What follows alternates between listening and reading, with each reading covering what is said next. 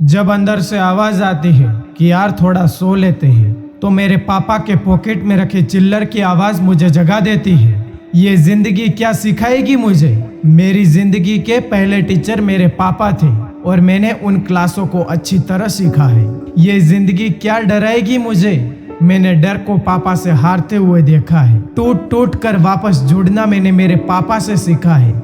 जोड़ जोड़ कर आगे बढ़ना मैंने पापा से सीखा है।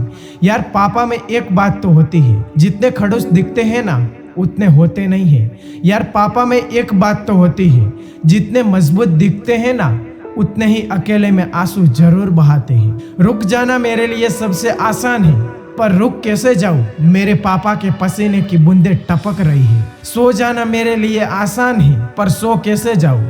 जाने कितनी रातें हो गई है मेरे पापा को जगे हुए। बचपन में जब गिर जाता था तो पापा उंगली पकड़कर उठाते थे और बोलते थे कि शाबाश बेटा, कुछ नहीं हुआ।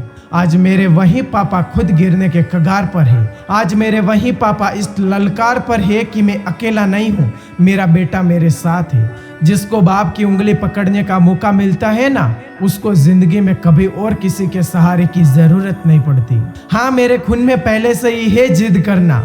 हाँ, मेरे खून में पहले से ही है जीतना।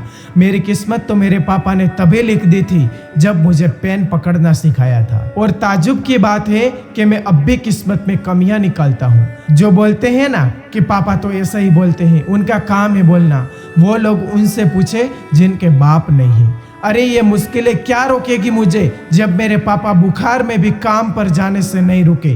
अरे ये दुनिया क्या डराएगी मुझे जब मेरे पापा ने इस डर को हमेशा हराया है कि कल के राशन का क्या होगा, कल की मजदूरी का क्या होगा, मेरी फीस का क्या होगा। मुझे तो पता ही नहीं था आज से पहले कि जिस तरह से मैं अपने पापा को मेरा हौसला समझता हूँ, उसी तरह से मेरे पापा का हौसला मैं हूँ। क्योंकि वो हर दिन इस हिम्मत से काम पर जाते हैं कि मेरा बेटा बढ़ रहा है ना, वो बड़ा हो रहा है ना, और मैं देख क्या कर रहा हूँ।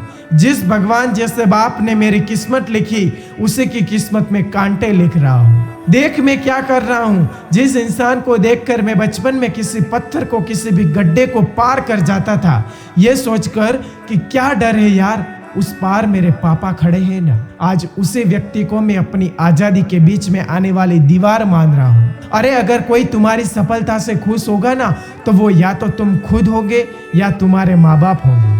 मैं उनका दर्द समझ सकता हूँ जिनके पापा नहीं है।